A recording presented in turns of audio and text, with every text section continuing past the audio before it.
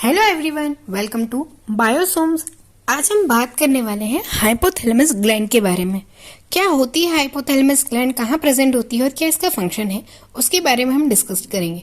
तो चलिए शुरू करते हैं आज का हम लेक्चर।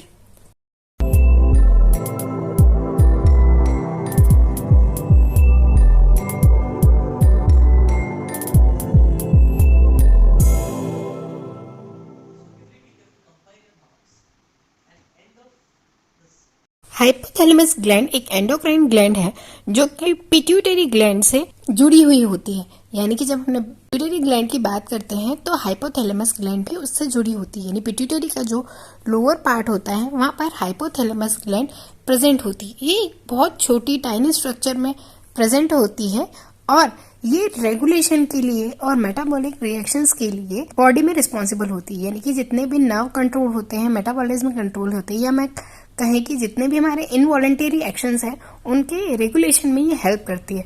साथ ही जब हमारी बॉडी में जो पिट्यूटरी ग्लैंड से रिलीज होने वाले हार्मोन हैं उनके रेगुलेशन में भी ये हेल्प करती है। यानी कि पिट्यूटरी और हाइपोथैलेमस ग्लैंड दोनों मिलकर बॉडी में सारी चीज़ों का रेगुलेशन करती हैं।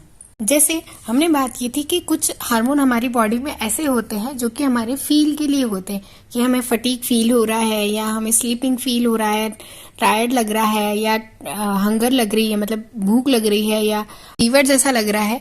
तो ये सारी जो चीज़ों की फीलिंग के लिए होता है वो हमारी बॉडी के एक हार्मोन की वजह से होता है। सेम उस हार्मोन को कंट्रोल करने के लिए जो एक ग्लैंड होती है वो कहलाती है हाइपोथैलेमस ग्लैंड। एक्चुअल में हाइपोथैलेमस ग्लैंड 3 रीजन्स में डिवाइड होती है और ये रीजन्स अलग अलग हार्मोन्स के सिक्रीशन में हेल्प करते हैं। हाइपोथैलेमस से कोई मेन हार्मोन्स नहीं निकलते, जितने भी होते हैं वो रेगुलेटरी हार्मोन निकलते हैं और ये पिट्यूटरी ग्लैंड के हार्मोन्स का हेल्प करते हैं। Hypothalamus gland mainly nervous system के साथ जुड़ी हुई होती है, जिसके कारण वो हमारी बॉडी की जितनी भी एक्टिविटीज हैं उन पर कंट्रोल कर सकती है।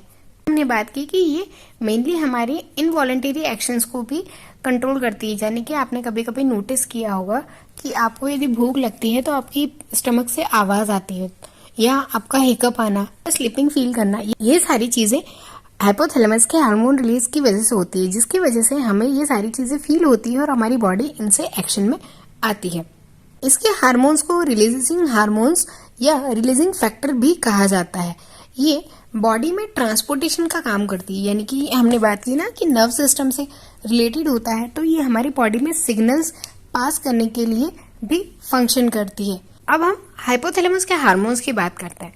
एक्चुअल में जो भी हार्मोन हाइपोथैलेमस से निकलते हैं वो पिट्यूटरी ग्लैंड के साथ इंटरेक्ट करते हैं। यानी कि ऑलमोस्ट वही हार्मोन है जो कि पिट्यूटरी ग्लैंड में होते हैं। जैसे एक होता है एंटी ड्यूटेरिक हार्मोन, यानी कि यदि आपको याद हो तो हमने बात की थी एक वेसोप्रेसिन करके हार्मोन होता है जो कि हमारे बॉडी में यूरिन में वाटर रेगुलेशन का काम करता है।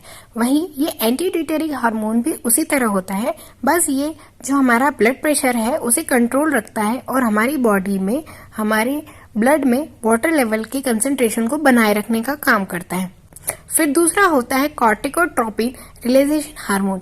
ये हार्मोन हमारे इम्यून सिस्टम के फंक्शन के लिए रिस्पॉन्सिबल होता है और साथ में ये हमारी एड्रिनल ग्लैंड और पिट्यूटरी से निकलने वाले स्टेरॉइड हार्मोन्स को भी रेगुलेट करता है और स्ट्रेस के लिए भी रिस्पॉन्सिबल होता है। यानी कि स्ट्रेस को कम करने के लिए भी ये रिस्पॉन्सिबल होता है। फिर आता है गोनेडोट्रोपिक रिलीजेशन हार्मोन, यानी कि जो हमारी पिट्यूटरी ग्लैंड से सेक्सुअल हार्मोन्स जो निकलते हैं, या हम कहें कि जो कंट्रोल करने वाले हार्मोन्स निकलते हैं, उसके रेगुलेशन में भी ये हेल्प करता है और मेनली उनका प्रॉपरली फंक्शन कराने में ये हेल्प करता है।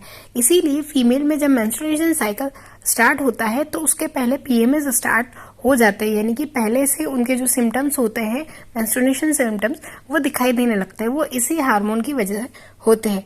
फिर आता है ऑक्सीटोसिन। यही हार्मोन है जो कि चाइल्ड बर्थ के टाइम फीमेल में या मदर में ब्रेस्ट मिल्क का रिलीजेशन कराता है। यानी कि ब्रेस्ट मिल्क बंद तो जाता है लैक्टोजेनिक हार्मोन की वजह से, पर बेबी के बर्थ के बाद उसका रिलीज होने का जो काम होता है वो ऑक्सीटोसिन कराता है और यही हार्मोन जो होता है वो मदर और बेबी के बीच में बॉन्डिंग बनवाए रखता है। एक होता है प्रोलैक्टिन कंट्रोलिंग हार्मोन।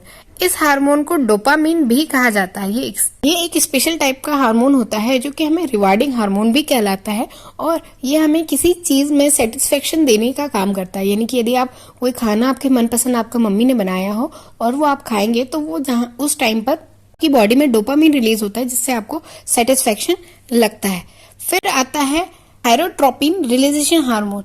ये हार्मोन थायराइड ग्लैंड के रेगुलेशन में काम करता है, साथ में मेटाबॉलिक एक्टिविटी में भी फंक्शन परफॉर्म करता है। हाइपोथैलेमस ग्लैंड हमेशा रेगुलेटिंग हार्मोन्स का रिलीजेशन करती है, यानी कि रिएक्टिव हार्मोन्स का रिलीजेशन करती है, जिसके कारण इसमें होने वाले जो फंक्शंस होते हैं या एक्टिविटीज होती है, उसमें जो भी हार्मोन होते हैं वो हाइपोसिक्रीट या हाइपरसिक्रीट नहीं होते।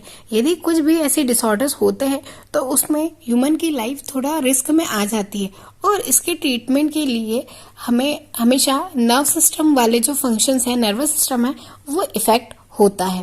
कि कुछ डिसऑर्डर या कहे कि डिसफंक्शनिंग ऑफ हाइपोथैलेमस की वजह से ब्रेन ट्यूमर हो सकता है, इन्फेक्शंस हो सकते हैं, एक्सेसिव ब्लीडिंग हो सकती है, स्ट्रोक भी हो सकता है। कि यदि हम लोअर सिम्टम्स की बात करें कि क्या होते हैं हाइपोथैलेमस के, मतलब कभी कभी कुछ होता है ना कि माल फंक्शनिंग हो गया या प्रॉपर फंक्शन नहीं कर रहा है, but it is not disorder. तो कुछ ओवर रिएक्टिव सिम्टम्स जो होते हैं वो होता है सेंसिटिविटी हो जाती है, तो हीट के लिए या कोल्ड के लिए, एंजाइटी फील होता है, मूड स्विंग्स होते हैं, टायर्डनेस लगती है, इचिंग होने लगती है, सिम्टम्स इसके हो सकते हैं। आई होप कि हाइपोथैलेमस के बारे में आपको ये इन्फॉर्मेशन पसंद आई होगी, तो प्लीज वीडियो को लाइक कीजिए, शेयर कीजिए और चैनल को सब्सक्राइब कीजिए। Thanks for watching.